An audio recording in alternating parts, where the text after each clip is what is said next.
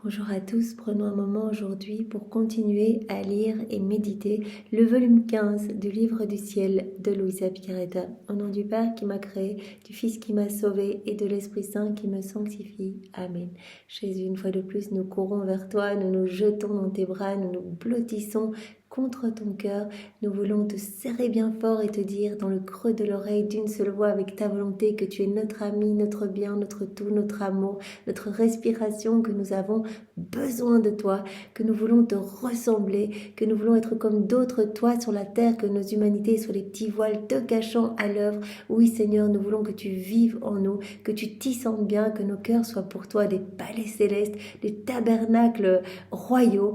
Alors Seigneur, s'il te plaît, prends nos volontés, fusionne-les dans la tienne et donne-nous ta divine volonté comme vie. Oui Seigneur, nous voulons garder continuellement nos yeux unis aux tiens, nos bouches à la tienne, nos oreilles aux tiennes, nos pensées aux tiennes, nos mains unies à tes mains, nos pieds unis à tes pieds, nos battements de cœur unis à tes battements de cœur.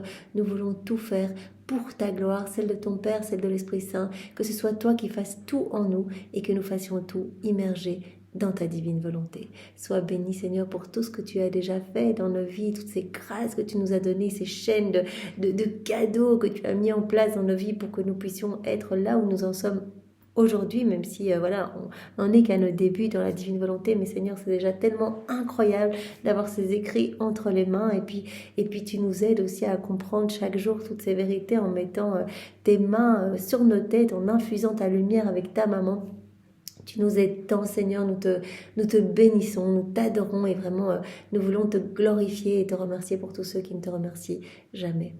Nous voulons te demander, Seigneur, maintenant de disposer nos cœurs et nos intelligences pour que nous puissions accueillir et comprendre tout ce que tu veux nous donner aujourd'hui, que nous puissions le faire avec ton intelligence à toi, avec ta compréhension à toi, ta sagesse à toi. Enveloppe-nous de ta lumière, mets ton cœur à la place de nos cœurs et envoie sur chacun de nous ton Esprit Saint. Viens, Esprit Saint, viens par la puissante intercession du cœur immaculé de Marie, ton épouse bien-aimée. Viens, Esprit Saint, viens par la puissante intercession du cœur immaculé de Marie, ton épouse bien-aimée. Viens, esprit d'amour, esprit de feu, esprit de force, esprit de lumière, esprit de joie, esprit de sainteté, esprit de vérité. Nous t'attendons, viens par la puissante intercession du cœur immaculé de Marie, ton épouse bien-aimée. Seigneur, vraiment, nous posons cette intention de tout faire pour toi. Vraiment, nous voulons à chaque instant de nos vies toujours réajuster nos intentions pour ne rien faire pour nous-mêmes, mais que tout vraiment puisse être fait parce qu'on t'aime et pour ta gloire et pour que ton royaume s'établisse sur la terre. On veut vraiment participer à l'avènement de ce royaume. On sait que c'est une histoire de nombre d'actes, hein, tu nous l'as dit, c'est pas une histoire de temps, de timing, c'est une histoire de nombre d'actes. Donc au plus on va faire nos actes, au plus des âmes vont être touchées. On travaille à l'embellissement des générations humaines, aussi on travaille à peupler ce royaume et à le faire descendre sur la terre. Chaque acte qu'on fait, c'est comme si on érigeait une petite marche supplémentaire, chaque acte qu'on fait en union avec Jésus évidemment, une petite marche d'or, donc on forme cet escalier d'or que nous pouvons emprunter pour nous enfoncer acte après acte davantage dans cette mer de lumière, mais aussi d'autres âmes vont pouvoir emprunter cet escalier, et donc cela va faciliter l'accès des âmes qui vont se disposer, qui vont revenir à l'église, qui vont se repentir, qui vont aller se confesser, enfin des choses incroyables. Donc Seigneur, vraiment nous sommes si heureux de pouvoir être des petits outils entre tes mains, vraiment que tes plans s'accomplissent pour nous et pour chacun de tes enfants. Donc voilà, nous sommes dans le volume 15, on approche de la fin. Donc on avait terminé le chapitre 1, viens vivre dans ma volonté. Jésus qui nous a parlé tout au long de ce chapitre des âmes vivantes dans sa volonté, des vérités du livre du ciel, des actes accomplis dans sa volonté. Il nous a parlé de sa divine volonté elle-même.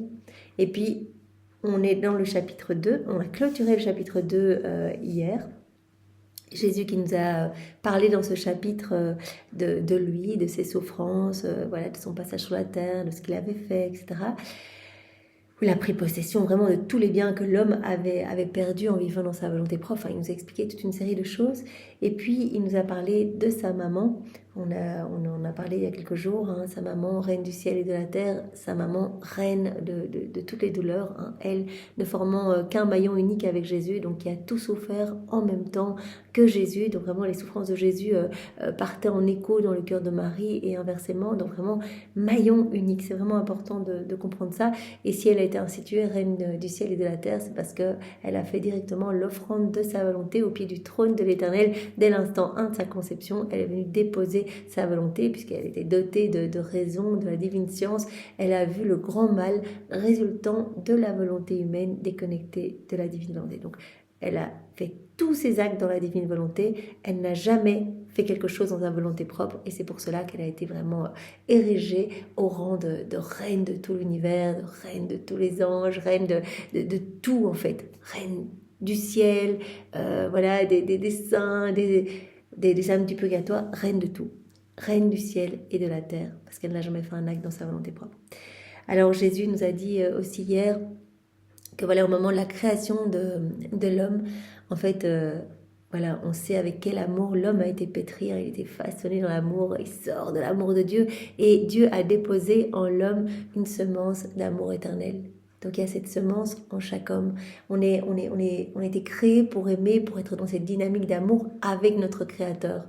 Bon, malheureusement, comme l'homme a quitté la divine volonté, eh bien, en fait, on est comme poussé à aimer, parce que c'est, voilà, on a été fait pour ça, pour aimer, mais on va aimer de manière totalement désordonnée. Tout est chaos, tout est disharmonie, on va aimer les choses du monde, on va aimer nous-mêmes, on va aimer nos péchés, etc. Et donc Jésus nous invite urgemment à revenir dans sa volonté pour être dans cette harmonie d'amour, dans cette compétition d'amour avec notre Créateur. Voilà, on a été fait pour tenir compagnie à l'humanité de Jésus. On a été créé pour ça, pour que nos âmes soient des résidences royales pour la Trinité, que nos cœurs soient des tabernacles, que vraiment nos cœurs eh bien, puissent être des épanchoirs de l'amour de Dieu, des exutoires de l'amour de Dieu, que Dieu puisse se reposer en nous. Et comme Jésus l'a dit, donc évidemment, l'homme qui vit dans sa volonté propre, il a étouffé cette semence d'amour éternel. Alors Jésus avait dit aussi, on a placé cette semence d'amour éternel. Je me suis placé dans l'homme en tant que semence d'amour éternel. Et tout autour de l'homme était amour, manifestation de notre tendresse. Donc l'homme est bombardé de cet amour. Mais l'homme vivant dans sa volonté propre étouffe cette semence. Et donc il est complètement aveugle, il ne voit pas cet amour. Donc il n'y répond pas. Voilà, et alors on avait vu aussi hier Jésus qui nous a parlé de cette prière du Notre Père, hein, il nous a expliqué les 3 significations du pain. Donne-nous aujourd'hui notre pain de ce jour, avant tout le pain de la divine volonté, voilà, ce pain qui va nous restaurer, nous relever, nous ramener à notre position, notre place à laquelle Dieu nous attend, cette place, cette beauté originelle.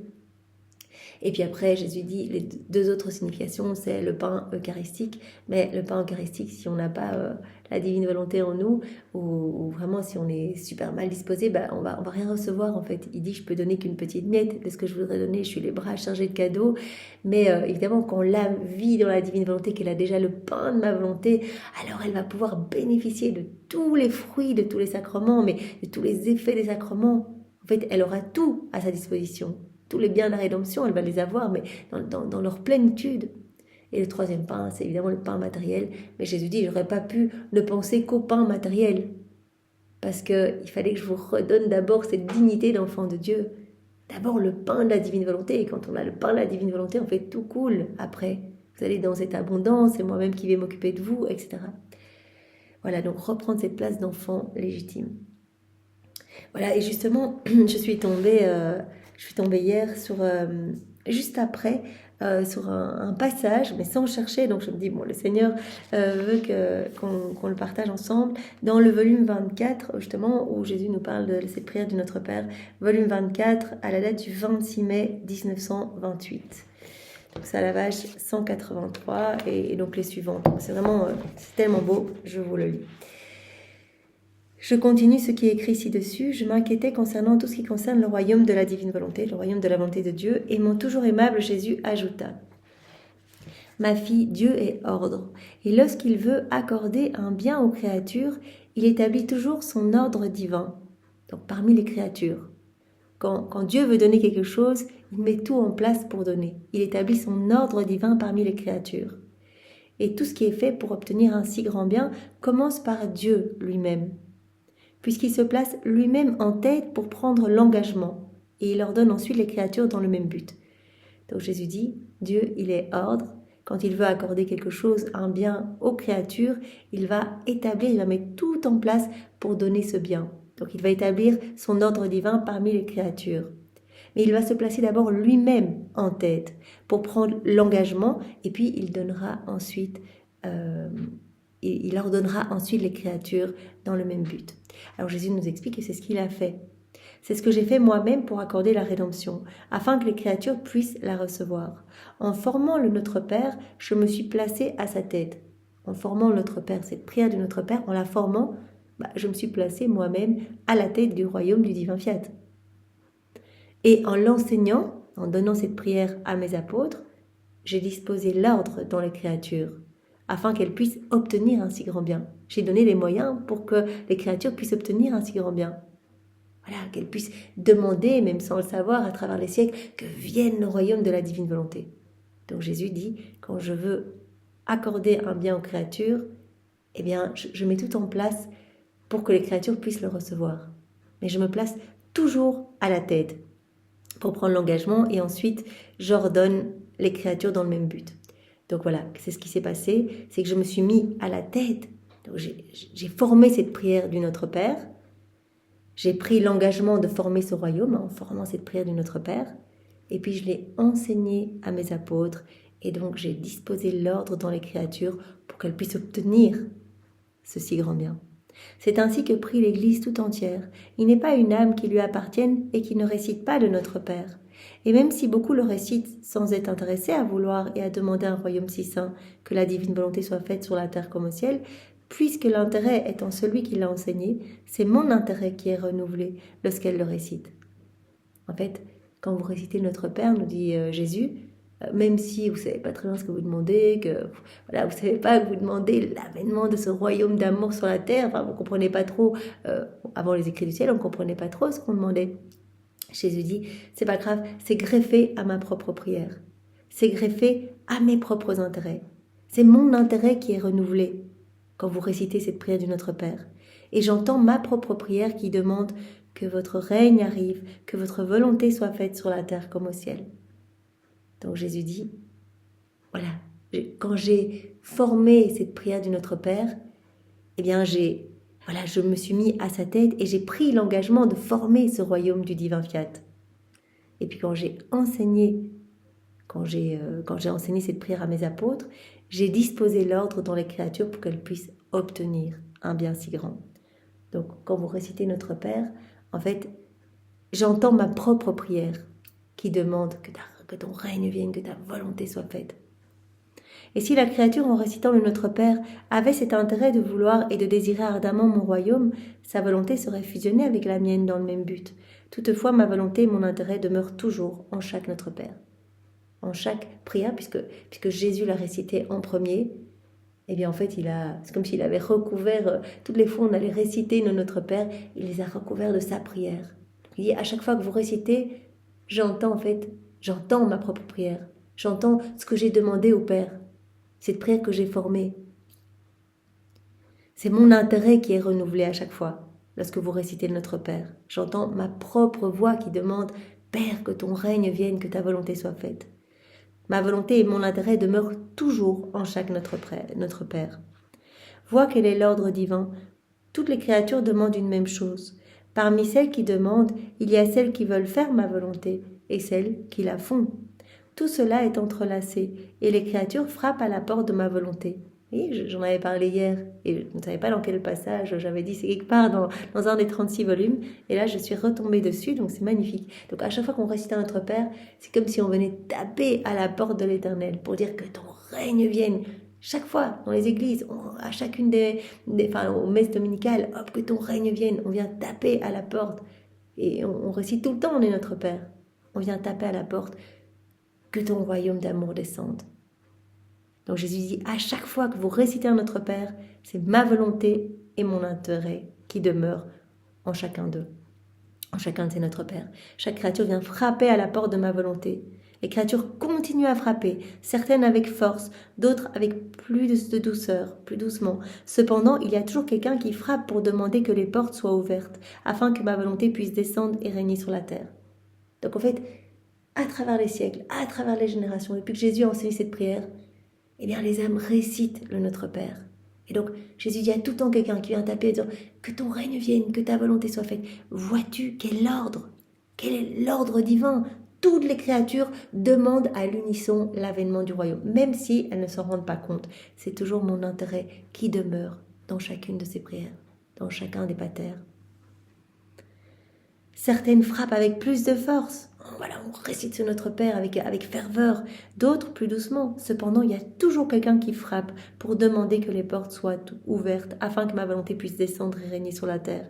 Et comme tout est établi et ordonné par la divinité, elle attend celle qui doit donner le coup plus fort, le plus grand coup qui forcera les portes d'une force invincible. La force même de ma divine volonté ouvrira toutes grandes les portes et avec ses 12 chaînes d'amour attachera la volonté éternelle pour la faire venir et régner parmi les créatures. Donc à travers les siècles, tous les paternosters qui ont pu être récités, c'est comme si on venait frapper pour dire divine volonté, il faut descendre sur la terre, que ton royaume s'établisse sur la terre. Et Jésus dit, on a attendu une créature qui allait taper avec tellement de force, avec la force même invincible de notre force divine en fait. Voilà, ce coup plus fort qui forcera les portes d'une force invincible, la force même de la divine volonté, pour ouvrir les portes.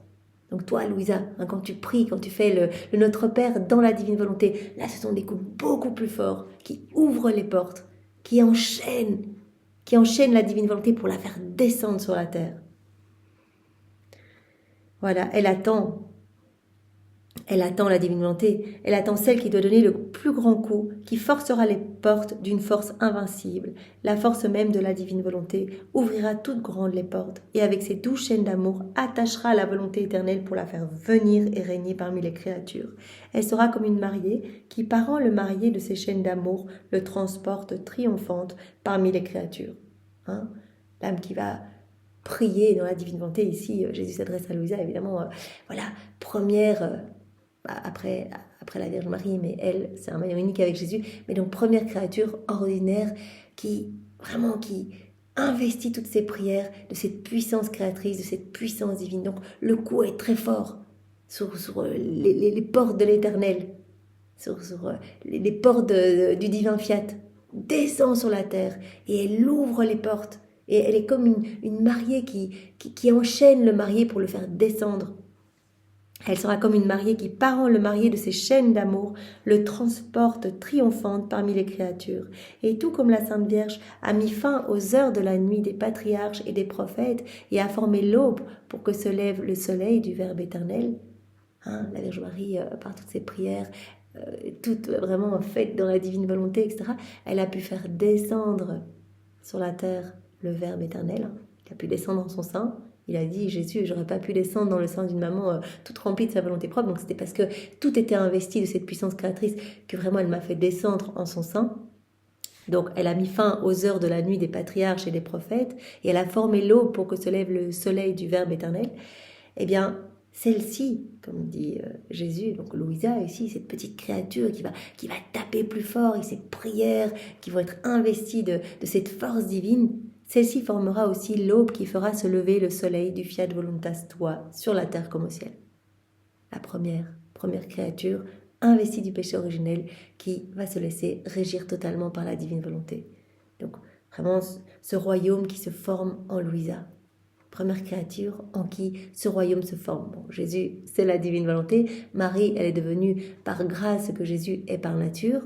Et Marie, voilà, c'est la toute belle, la toute pure, la toute sainte. Et puis Louisa, première créature comme nous, eh bien, si ce n'est que Jésus a dit j'ai quand même écrasé le germe de la corruption en toi, donc c'est quand même une énorme grâce qu'elle a reçue. Et voilà, première créature auquel on peut plus ou moins s'identifier, eh bien, qui a laissé ce royaume se former en elle. Tu formeras l'aube qui fera se lever le soleil du Fiat Voluntas Tua sur la terre comme au ciel. Penses-tu que ma volonté, qui s'est fait connaître avec tant d'amour et a manifesté tant d'intérêt à vouloir venir régner sur la terre, te faisant partager sa tristesse, a fait cela sans que personne n'ait prié ? Ah non, non, on a continuellement frappé à la porte de mon église, et c'est moi-même qui frappais dans ces coups. Mais je m'en servais pour frapper à la porte du divin Fiat qui, fatigué d'entendre frapper à ses portes divines, s'est servi de toi pour cogner plus fort. Il y a eu toutes ces prières à travers le siècle, tous les Notre Père, depuis ma venue sur la terre jusqu'à toi, on a toqué, on a frappé, etc. Et mon divin Fiat était fatigué d'entendre vraiment tout le temps frapper à la porte, que vienne le royaume de la divine volonté, descend sur la terre, divine volonté. Et il s'est servi alors de toi pour cogner plus fort. Et t'ouvrant les portes, il t'a fait partager toutes ses connaissances. Car les vérités qu'il t'a fait connaître sont autant de moyens qu'il t'a donnés pour former les chaînes d'amour avec lesquelles on peut l'attacher pour venir régner sur la terre. Donc t'as frappé plus fort, et puis le divin Fiat, fatigué de tous ces siècles où les âmes cognent à cette petite porte éternelle, eh bien, il s'est servi de toi pour que tu cognes plus fort, pour que les portes s'ouvrent, et il t'a donné toutes ces connaissances qui servent de moyens pour l'enchaîner et le faire descendre sur la terre. Et toutes les fois où il t'appelle à vivre dans sa divine volonté, te faisant connaître ses qualités, ses puissances, ses joies, ses immenses richesses, ce sont autant de promesses qu'il te donne et par lesquelles il t'assure de sa venue sur la terre. Toutes ces connaissances sont des moyens pour le faire descendre sur la terre, comme les chaînes d'amour avec lesquelles on peut l'attacher pour venir sur la terre, et toutes les connaissances, tout ce qu'il t'a donné, ce divin Fiat, t'a fait connaître ses qualités, ses joies, ses richesses, etc. Ce sont comme autant de promesses que tu as reçues, par lesquelles il t'a assuré de sa venue sur la terre. C'est vraiment, en fait, toutes ces connaissances nous donnent la certitude que ce royaume va venir sur la terre. Jésus n'aurait pas passé tout ce temps à donner toutes ces vérités s'il n'y avait pas eu ce plan de ce royaume du divin Fiat sur la terre. En fait, il existe en nous cette prérogative. Si nous faisons connaître un bien, une vérité, une connaissance qui est nôtre, c'est parce que nous voulons en faire don à la créature. Quand on parle de quelque chose, c'est qu'on veut le donner. Là, on parle de ce royaume de la divine volonté, c'est qu'on veut qu'il s'installe dans les créatures, sur la terre. Voilà, ça c'est en nous cette prérogative. Quand on fait connaître quelque chose, quand on fait connaître un bien, on fait connaître une connaissance, une vérité qui est à nous, eh bien c'est qu'on veut la donner. On veut donner cela à la créature. On va en faire don. Vois donc combien de dons a pu te faire ma volonté, combien de connaissances sur elle-même ma volonté t'a fait connaître. Elles sont si nombreuses que tu es toi-même incapable de les compter. Toutes ces connaissances comme autant de cadeaux, autant de dons. On ne peut pas désirer ce qu'on ne connaît pas. Donc les connaissances sont indispensables pour vraiment désirer ce cadeau de la vie dans la divine volonté et le demander tout le temps. Et on mesure ce qu'on demande, donc on tape plus fort, on fait nos actes, et donc tout est investi de cette puissance divine, et à chacun de nos actes, on fait descendre un peu plus ce royaume sur la terre et dans notre cœur. Jésus élargit les frontières de son royaume en nous, et dilate notre cœur à chaque fois pour nous donner plus de son amour. Il dispose aussi notre cœur pour qu'on puisse accueillir de nouvelles vérités et les comprendre. Vous voyez, chaque fois après une ronde que Louisa recevait une nouvelle vérité. Elle était en train de faire une ronde et puis hop, Jésus préparait l'espace. Une fois qu'une vérité a été mise en pratique, elle est devenue vivante dans l'âme, et bien hop, Jésus prépare l'espace pour une nouvelle vérité. Donc c'est vraiment trop beau. Toutes ces vérités nous poussent vraiment à désirer, à avoir cette soif de ce royaume de la divine volonté sur la terre.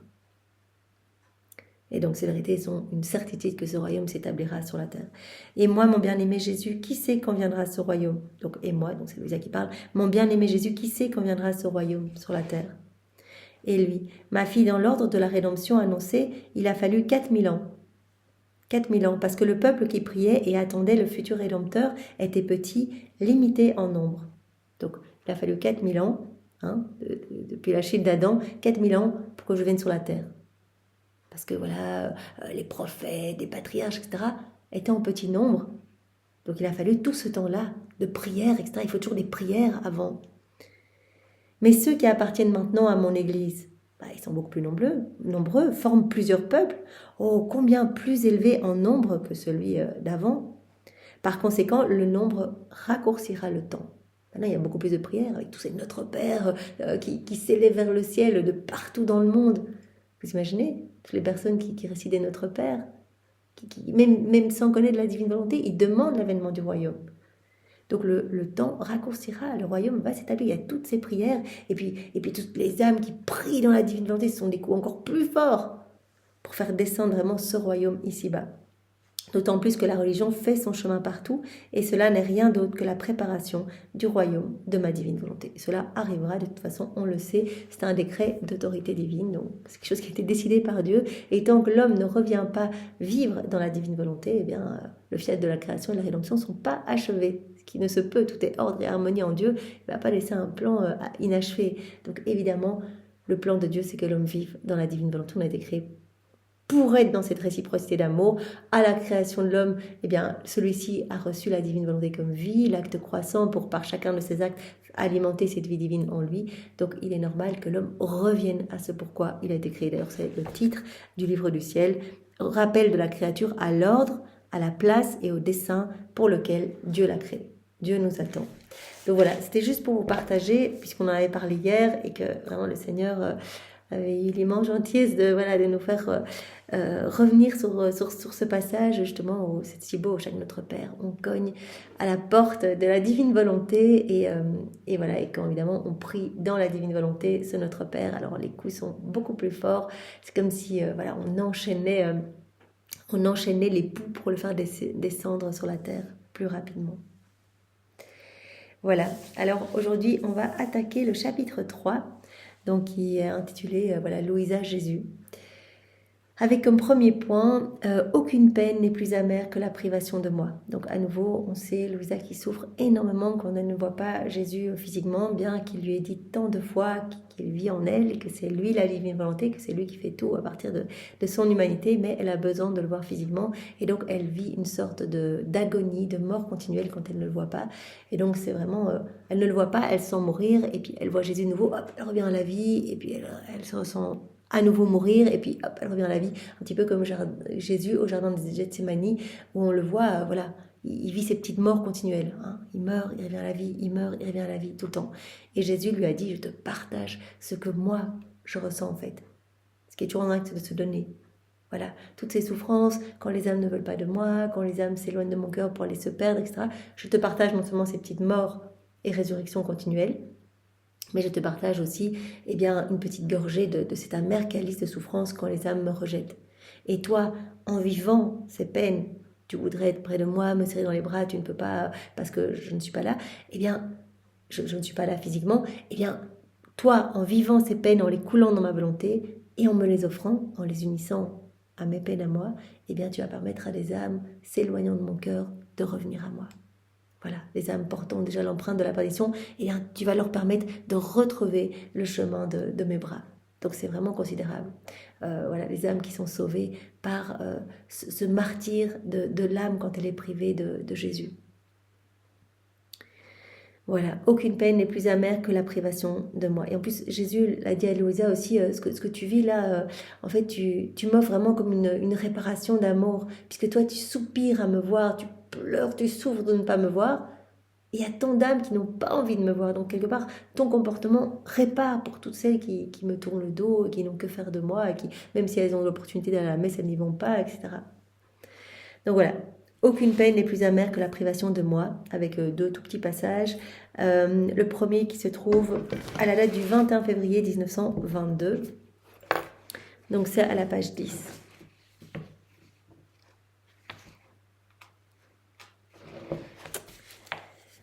J'étais hors de mon corps et très perturbée par l'absence de mon adorable Jésus. De fait, je me sentais torturée. Mon pauvre cœur se débattait entre la vie et la mort. Quoiqu'il me semblait que j'allais mourir, une force cachée me renforçait pour me permettre de continuer mon amère agonie. Oh, être sans Jésus, quelle situation pitoyable et cruelle. La mort elle-même n'est rien en comparaison. Alors que la mort nous conduit à la vie éternelle, la privation de Jésus fait fuir la vie elle-même. La mort, ce serait merveilleux, quoi. Je me retrouverais avec Jésus sans interruption.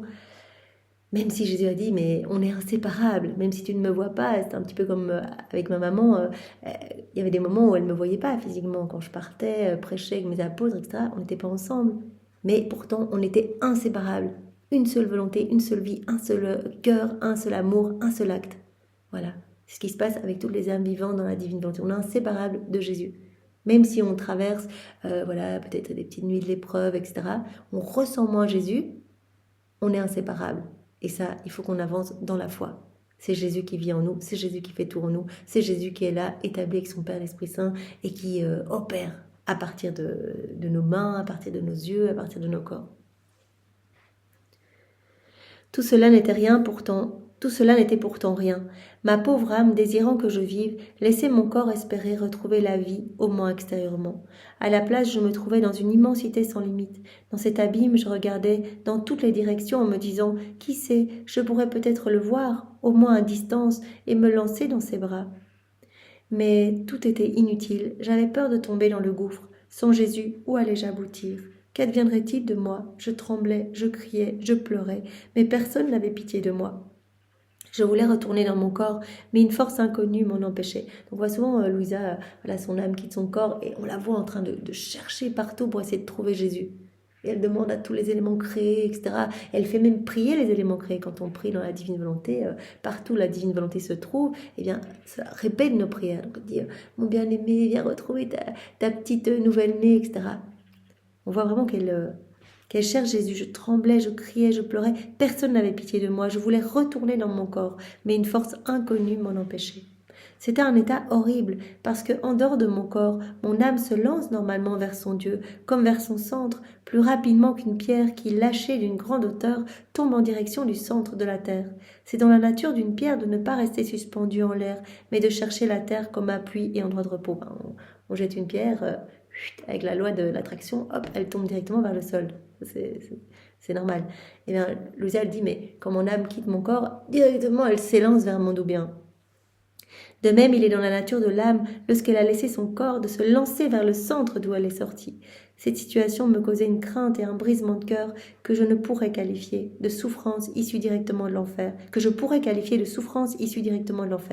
Donc Jésus avait déjà dit à Louisa, c'est vrai ce que tu vis comme souffrance, à ce martyre d'être privé de moi, eh bien c'est une peine supérieure à celle ressentie par les âmes qui se trouvent au purgatoire. Parce que voilà, elles m'ont vu au moment de leur mort, etc. Donc voilà, elles ont goûté à mon amour, elles m'ont donné leur oui, etc. Et puis elles doivent passer ce temps où elles ne peuvent pas être en ma présence, parce que rien d'impur ne peut rentrer en ma présence. Rien de résultant de la volonté humaine ne peut rentrer en ma présence. Donc elles sont obligées de rester dans ces flammes purgatives pour être purifiées. Et donc elles souffrent plus de l'amertume de la présence de Jésus, donc elles veulent vraiment être unies à Jésus, que des flammes brûlantes du purgatoire. Et Jésus avait dit, ce que tu souffres là, c'est plus grand encore que cette souffrance des âmes du purgatoire d'être séparées de moi. Elles s'élancent vers moi et elles ne peuvent pas soutenir la lumière de mon regard, ma lumière, et donc elles sont contraintes de revenir dans les flammes du purgatoire. Elles ne pourraient pas s'unir à moi dans un état de péché encore sale. Ce serait une souffrance trop atroce pour elle.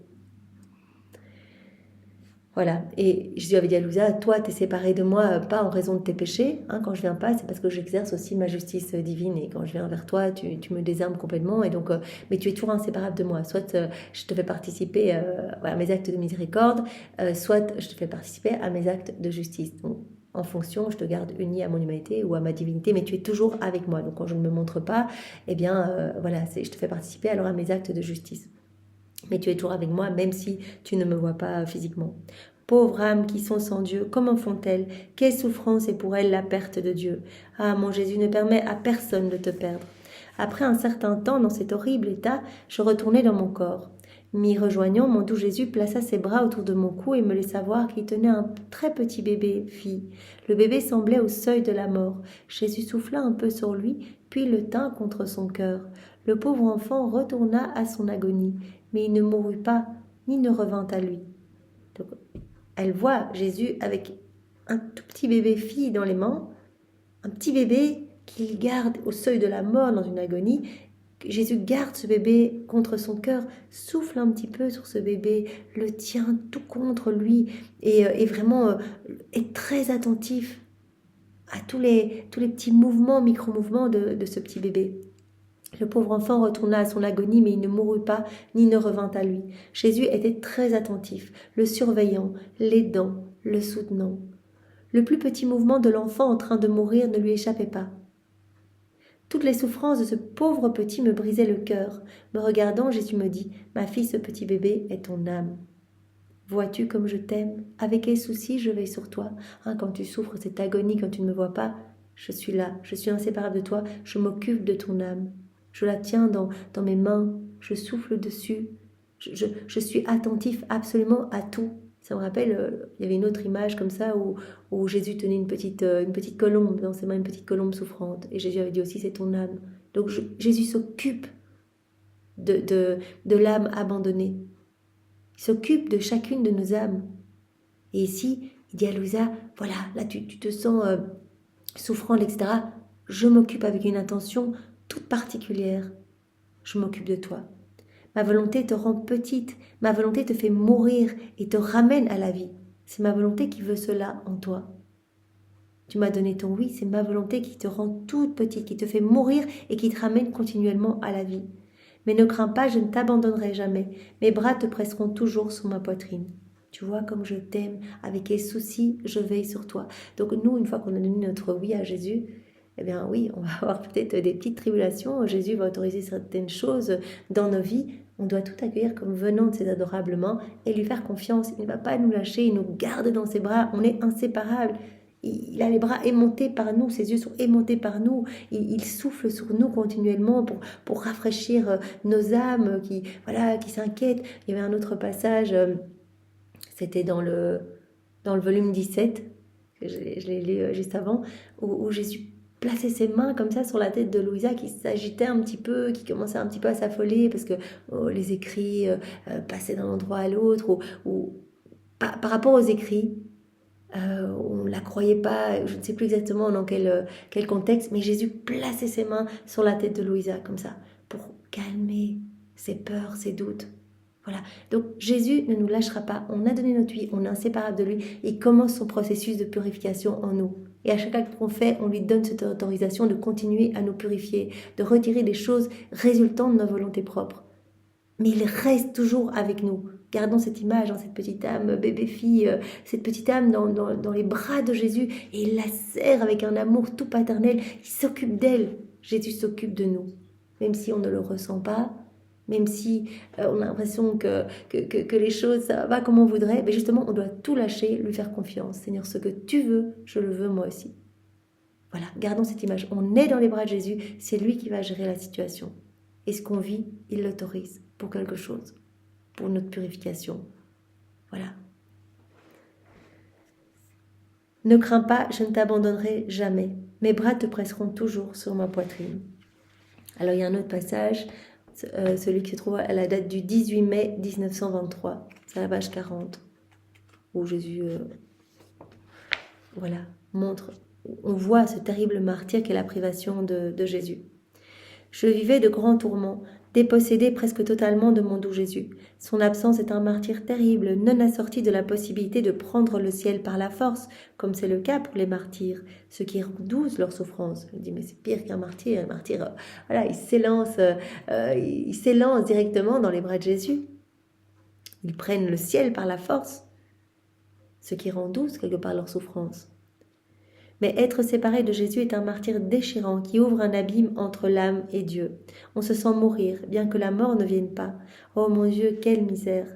Pendant que j'étais plongée dans cet abîme de souffrance, je sentis Jésus bouger en moi et je lui dis « Oh mon Jésus, tu ne m'aimes donc plus ?» Il ne fit pas attention à moi. Il me paraissait tourmenté, tenant dans sa main un objet noir qu'il était sur le point de lancer aux créatures.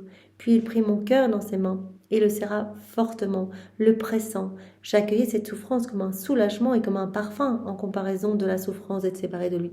Donc Louisa, elle dit, mais ce que tu veux, partage-moi toutes tes peines, toutes tes souffrances, mais tant qu'on est ensemble, tu peux tout me partager. Je te donne mon cœur, tu souffres trop, donne-moi tout ce que tu souhaites.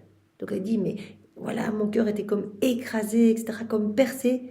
Mais j'accueillais cette souffrance comme un soulagement et comme un parfum en comparaison de la souffrance d'être séparée de lui. D'ailleurs, elle demande souvent à Jésus, tout ce que tu veux, mais pas être séparé de toi. Oh, comme je craignais qu'il m'enlève cette souffrance et me plonge de nouveau dans l'abîme de souffrance d'être séparée de lui. Donc elle demande toutes ses souffrances. D'ailleurs, on voyait dans les premiers volumes, elle disait, mais Jésus, partage-moi plus des crucifixions, parce qu'elle sait qu'à ce moment-là, mais Jésus est comme ça, en train de lui partager, mais qu'il est à côté d'elle, etc. Et c'est pas du dolorisme ou quoi que ce soit, c'est vraiment tellement elle l'aime, elle ne supporte pas être séparée de lui, et elle ne supporte pas qu'il souffre seul. Elle s'est vraiment offerte pour être, mais comme un exutoire, pour être, que Jésus puisse épancher son amour, puisse épancher ses souffrances, ses amertumes en elle. Elle s'est offerte pour apaiser la justice divine en disant, mais déverse tout sur moi, Jésus. Moi, je vais suppléer pour tout, je vais te donner tout ce que les autres auraient dû te donner. Ensuite, Jésus me dit, ma fille, je n'accorde aucune attention aux paroles, je n'en accorde qu'aux réalisations. Crois-tu qu'il est facile de trouver une âme qui veuille vraiment souffrir? Il dit, mais voilà, j'apprécie le fait que tu t'offres comme ça pour épancher mes peines. Tu crois qu'il est facile de trouver une âme qui veuille vraiment souffrir? Elle me dit toute, je veux souffrir, Seigneur, donne-moi des souffrances. Enfin, beaucoup, voilà, on peut le dire en parole, mais Jésus dit, j'accorde voilà, aucune attention aux paroles, mais juste aux réalisations. Il y en a peu qui veulent vraiment souffrir pour moi. Comme c'est difficile d'en trouver. Elles disent qu'elles veulent souffrir, mais dès qu'elles sont affligées d'une peine, elles se sauvent, comme elles veulent se libérer. Alors je reste toujours seule dans mes souffrances. Aussi, lorsque je trouve une âme qui ne fuit pas la souffrance et qui veut me tenir compagnie dans mes souffrances, attendant sans cesse que je lui apporte le pain de la souffrance, cela me donne le ravissement de l'amour et me rend d'une générosité extravagante envers elle, au point d'étonner le ciel et la terre. Louisa qui est toujours dans cette attente, partage-moi le pain de la souffrance, Seigneur. Donne-moi un petit peu de cette amercalie, s'il te plaît. On le voit dans les 24 heures, quand elle est là, que ce soit au jardin de Gethsemane ou ailleurs, elle dit, mais Seigneur, s'il te plaît, je suis là pour tout partager avec toi. On vivra tout ensemble, Seigneur, on est inséparables. Tout ce qu'elle veut, c'est être inséparable de Jésus, et c'est ce que Jésus veut avec nous, cette inséparabilité, tout nous partager, ses joies comme ses peines, mais qu'on ne fasse qu'un. Et alors il nous promet qu'on va être vraiment envahi de vagues de bonheur, de force. Voilà, même si il y aura des souffrances, parce que si on ne fait qu'un avec Jésus, qu'on lui donne cette autorisation de vivre en nous, il va continuer sa passion aussi en nous. Donc il y aura ces petites souffrances, mais elles seront accompagnées de mers de douceur, de beauté, de patience, de force, de courage, etc. Donc Jésus pointe du doigt que beaucoup disent « Ok Jésus, je veux bien être près de toi, partage-moi tes souffrances », mais quand les souffrances sont là, elles partent et il dit « Je reste toujours seul dans mes souffrances ». Aussi, lorsque je trouve une âme qui ne fuit pas la souffrance et qui veut me tenir compagnie dans mes souffrances, attendant sans cesse que je lui apporte le pain de la souffrance, comme Louisa, partage-moi tout, cela me donne le ravissement de l'amour et me rend d'une générosité extravagante envers elle, au point d'étonner le ciel et la terre. Crois-tu que je reste insensible au fait que pendant que tu étais séparée de moi, tu désirais que je t'apporte mes souffrances? Tout ça, quand elle était séparée de Jésus, elle disait, mais viens, partage-moi tes souffrances, soyons ensemble, je veux tout vivre avec toi. Tu crois que j'étais insensible, que moi je suis toujours seule, qu'on me rejette partout, qu'on me rôde de coups de pied et de coups de poing dans les cœurs? Et puis toi, tu aspirais à ce que je te partage mes peines. Pendant que tu étais séparé de moi, tu désirais que je t'apporte le pain de mes souffrances. C'est beau. Oui, on peut s'arrêter ici pour aujourd'hui.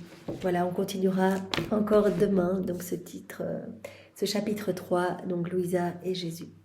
Voilà, merci Jésus d'avoir approfondi cette prière du Notre Père, de nous avoir montré que voilà, à travers les siècles, eh bien, les âmes, en récitant le Notre Père, tu entendais ta voix et à chaque fois, c'était des petits coups qui étaient portés sur la porte de la divine volonté, la porte du divin fiat, cette porte éternelle. Et alors, à un moment, voilà, toi, Louisa, Jésus qui a dit à Louisa, toi, la Louisa, tu étais la première créature normale investie de cette puissance divine. Et donc, vraiment, voilà, en priant, investi de cette force divine, eh bien, tu as donné des coups plus forts sur la porte et voilà, tu as ouvert ces portes. Et en fait, avec toutes ces connaissances qu'on t'a données, eh bien, ces connaissances ont été comme des chaînes, en fait, pour toi comme l'épouse qui a revêtu l'époux de toutes ces chaînes pour le faire descendre sur la terre.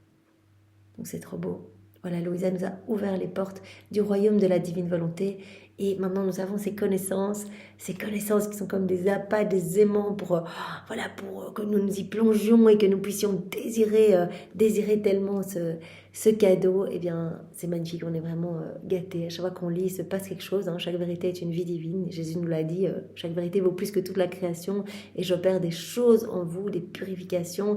Et je vous donne vraiment ce désir d'être inséparable de moi. C'est vraiment ce que nous voulons, Seigneur, et nous te remercions. Nous te remercions de nous avoir fait naître après notre sœur Louisa, pour qu'on ait cette chance bien, de nous laisser charmer par toutes tes paroles, où tu ne fais pas que nous parler, mais tu nous donnes en même temps que tu nous parles, tu nous travailles profondément, tu nous donnes la semence du bien dont tu nous parles. Chaque enseignement, tu nous donnes quelque chose. Donc c'est vraiment... c'est magnifique tout ce qui se passe en nous, c'est ton royaume qui se forme en nous, c'est ta vie qui se forme en nous, Seigneur. Et quand on met en pratique ces vérités, on sait qu'on te fait grandir et donc toute notre vie change, notre personnalité change, notre tempérament change.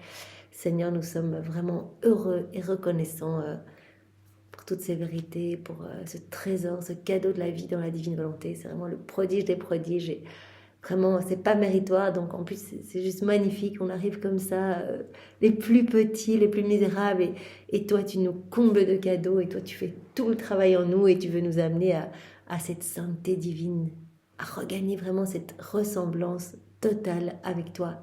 Tu veux vraiment qu'on ait cette plénitude de tout, de tous les bonheurs, de toutes les joies, de ta sainteté, Seigneur. Alors merci, sois immensément béni, et merci pour Maman Marie qui est vraiment... merveilleuse, qui est vraiment notre douce mère, notre guide, notre compagne, reine du ciel et de la terre, reine du royaume de la divine volonté, qui nous apprend jour après jour comment faire. Merci de nous l'avoir donné, merci pour tout le travail opéré en elle par la divine volonté, et vraiment soyez tous les deux bénis. On glisse nos cœurs entre vos deux cœurs pour que nos cœurs s'alimentent continuellement de vos baisers, de vos affections, de votre amour respectif. Au nom du Père et du Fils et du Saint-Esprit. Amen. Belle journée à tous, soyez tous bénis. Au revoir.